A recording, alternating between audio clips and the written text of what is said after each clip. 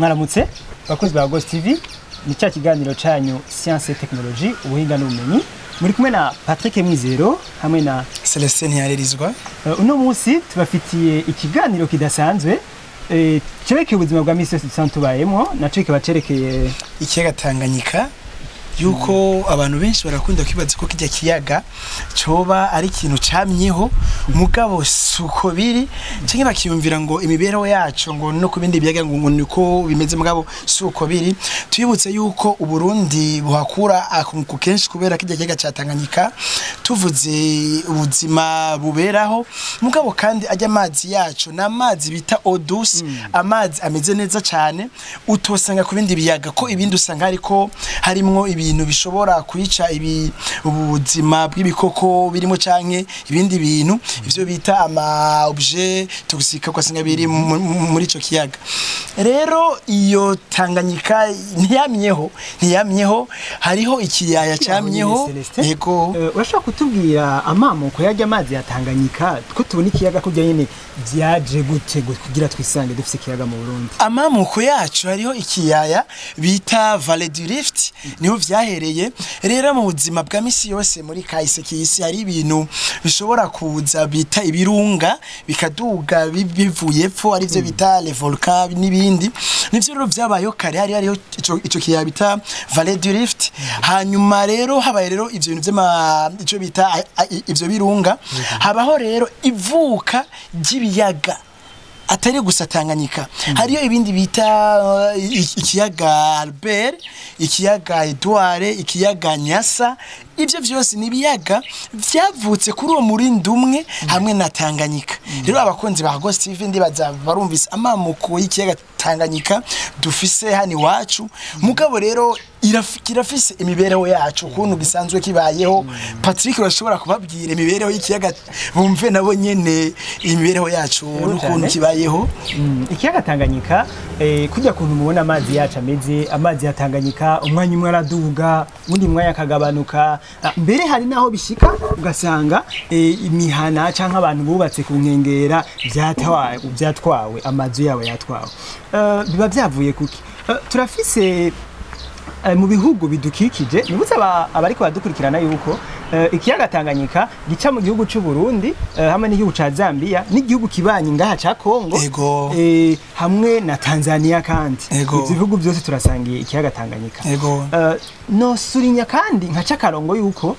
ikiyaga Tanganyika n'ubutunzi budasanzwe ku gihugu cy'u Burundi yego cyane gose. Ajya amazi rero yaduze canke akagabanuka biba byavuye ku kintu kwita nka bassin versant mu rurimi rw'igifaransa. Ni ukuvuga ngo nahantu amazi kitoroka mu ivyo bihugu byose tuvuze agacaza akisuka mu kiyaga Tanganyika. Sinovuga ngo twebwe turatanga amazi menshi cyane kugira ngo ico kiyaga kigira amazi menshi, ariko ivyo bindi bihugu nka Kongo no kurikingana na Tanzania byo biratanga amazi menshi cyane tukisanga ikiyaga ca Tanganyika carenganye hamwe cagira. Abakonzi ba Ghost TV rero twabasubira yuko ari nka hajya usanga ari inzuzi za Muha za Nahangwa mugo ugasanga hari utundi tuzi duto twisuka muri go ruzi runini rugatanga ujya musaruro tubona. Donc nivyo vy'amabase mwari muko murasubira abakonzi ba Ghost TV. Yego aho hose amazi yegeraniriza akacaza kwisuka mu kiyaga nico bita bassin versant. None ko tubona intambamyi z'ikiyaga zimwe ugasanga umengo ibintu vy'ivyaduka amazi yaduze buhoho tugeze ahantu bavuga bati ngo Tanganyika ngo yaduze nta muntu atabizi n'umwana muto uzumva ngo Tanganyika ngo caduze. Vyo abakonzi ba Ghost TV ko mwavuze ko ari urugezo rw'amazi runini canke rutoya mubasubira yuko ruduga gute rurasimba bigenda tugira ngo bumve neza kajya kamaro ka Science et Technologie kwari gusigura ivyo bintu bayo mu buzima bwa misi yose.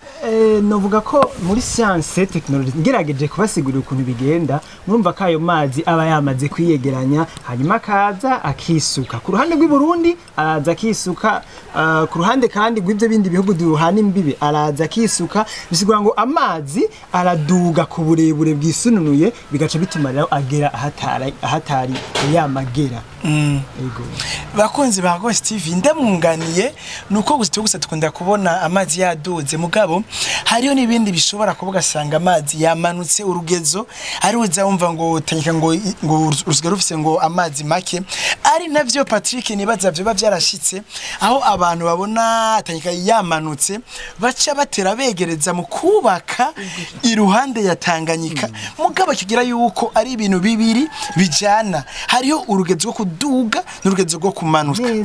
ego rero bakunzi ba Ghost TV tugomba tumesha ko turi kumwe namwe muri Kiganiro cha Science et Technologie iki tuva ku kiga Tanganyika nuko Patrick ndagusaba usubire ubasigurire gatoya ku ngaruka zabajya abantu bubaka hoba hariho ivyo bita les normes canke amategeko ngenderwa ko yayo umuntu ashobora kubaka ku metero zingahe tubatiye ku Burundi bwacu hari ico mubabwira abakunzi bacu kugira ngo bavyumve ego cyane aho rero tu n'ikintu gikomeye cyane kuko nivyo tubayemo no munsi ni haba hari ibintu bizana ingaruka mbi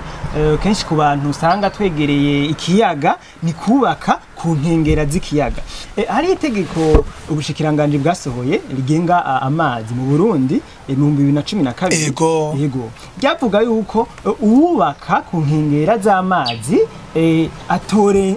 yo harura imetero 150 bisigura ngo kuva ku kiyaga gushika aho inzu yiwiri nta yubake aharura imetero 150 abone kubaka ariko no musi turabona n'abantu bubaka mu mazi bakubaka ku mazi badakoresheje ibikoresho byabugenewe ego birashoboka ko twubaka ku mazi ariko byari bikwiye yuko tuba dufite ubuhinga budasanzwe kuko nahandi barabikora ariko mu gihe ubwo buhinga budahari twubahirize ibyo metero badusaba tukiri ngaho nyine nagomba ndamisha yuko muri imisi nirenganye iki kiyaga bavuga ngo caduze hariho handi hantu bagerageje barubahiriza izo metero mugabo batewe n'umuzira w'amazi namuvuge mu Kajaga ariko naho tuvuga yuko hoho hasanzwe amazi yaho ni mu mazi kugera rero ikigero kiduga tugiye kubiraba mu bisanzwe hariho ico nukutela liaison musi nkuko ari mu mazi nyene ikiga caduze na ya mazi yabo zijyanze usanga nabo nyene urugezo rw'amazi bidugira rimwe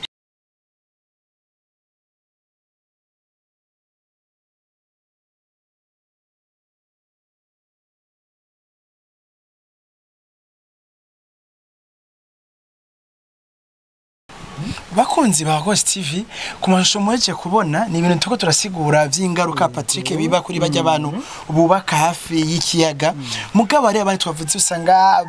basanzwe bafise amazu hejuru y'amazi abo rero ya niveau y'amazi ico abandi abahinga bita mu rurimi ngo pluviométrie mu gihe iba yaduze niyo rero ucusanga nabo nyene izo ngaruka zirabashikako nabo baba bamaze gushira novuga mu mategeko tya metero 150 mugabo kandi ikitwobwira abakunzi bacu ba Ghost TV akamaro ka Science et Technologie nuko hariho abahinga babigenewe abo bita abo muri urbanisme abo nabo rero iyo bize ivyigwa vyabo imbere yo kubaka byibuke ko umuntu abatumako ingo mundabire isi yanje ico bita ivyigwa vy'isi ahantu mubona no hubaka mubona vyogenda gute kuko Patrick nagomba ndagomesha yuko hariyo abantu bakunda guhura n'intambamyi iyo bari ko barubaka amazu hageze ku bintu by'akazu ka sugumwe bijya binogo bimba ugasanga yimvye gusa metero 3 ashikira amazi mwe nabo rero kenshi rero barakunda guhura n'izo ntambamyi bigasaba ko bakoresha burya binga bwo kuduza amazi kugira ngo bayakuremo hama bashobore kwimba rero nk'abakunzi ba Ghost TV tubabwira yuko boza bara neza cyane mwihweje n'aya mashusho murabona yuko ibikorwa bimwe byarahagaze harugaho kubera ko hatewe n'amazi urabona yuko uravye ukuntu ibikorwa byahora bikora haragahombo ku gihugu kubera ko ibikorwa vyugaye amazi yarateye ntakigera hahandi imirimo yori hakorerwa no musisiki hakorerwa nk'ubu cyane ugiye mu Rumonge ugiye mu Kajaga hariho ivyo bita ama plage canke ubuzu bwo kuryohererwamwo ariko ubu butagihari buri kure bwugaye ukabona neza ko ahantu hariho ayo ma plage ubu amazi yarenze gose mva nkako nagahomba abantu bakwiye kuza barumviriza ibiganiro vyacu banamenye ingaruka z'ibintu bimwe tuza turahura navyo tuyage twibukanya yuko Tanganyika nkuko twatanguye tubivuga yuko ari tungo ridasanzwe ku gihugu cacu c'u Burundi. Celestin ntiharirizwa ushaka kutuganira ukatubwira akamaro ko kuba dufise igihugu ko kuba dufise ikiyaga Tanganyika nakahe hano wacu. Akamaro benshi ego reka tusubire tubigaruke ko ni ibintu tuwemo bwa misi kujya tuvuga tuti science technology ni ibintu to mu buzima bwa misi yose turashobora kubona vuga ati hariyo amafi avayo akona kunguko ku bintu byo gufungura ikindi naco hariyo byo guhanana amakuru canke guhanahana ibintu biciye kuri vya bigo nyene twavuze bicamo ikiyaga Tanganyika ugasanga hariyo ibintu by'ibidandazwa bije bivuye hirya no hino ni impamvu hariyo vuko byose biba byaciye ku nyene Tanganyika. Ikindi no vuga nuko nico kiga naco nyene kiraza gusayiriza reka ndavuge mugabo sico ndiko kuri uno munsi ku bintu vy'umuyaga nkuba dukoresha kuko iyo amazi abaye menshi hari umusaruro ugaragara ku bintu vy'umuyaga nkuba turanga mu gihugu cacu. Nivyo no vuga sino biheza n'ururo gusaba ukiya nanze mugabo bwa misi yose kuko abantu batora yuko kitufitiye akamaro kanini kandi ari ibintu vy'akamaro. Ikindi naco twavuze ko amazi yacu Tanganyika ari amazi meza cyane hari abantu no kunywa burya ego kuyanywa novuga directo canke nyene bwa nkuba nyene si vyiza cyane mugabo reshidezo nyene irifasha kijya kiyaga kugira ngo ihingure neza ajya amazi tunywa nego ivyo byose novuga na kamaro dufitiye ikiyaga cyacu Tanganyika. Habo ikindi novuga ngo twokwibutsa abakunzi bacu ba Argos TV kuko iyo ikintu kimaze kugira kamaro ucucibungabunga abo hariho amashira hamwe ajejwe gukingira ikiyaga cya Tanganyika ukabona abantu bariko bugurura ubuzu bwa sugumwe babusuka nyene mu kiyaga nyene bigenda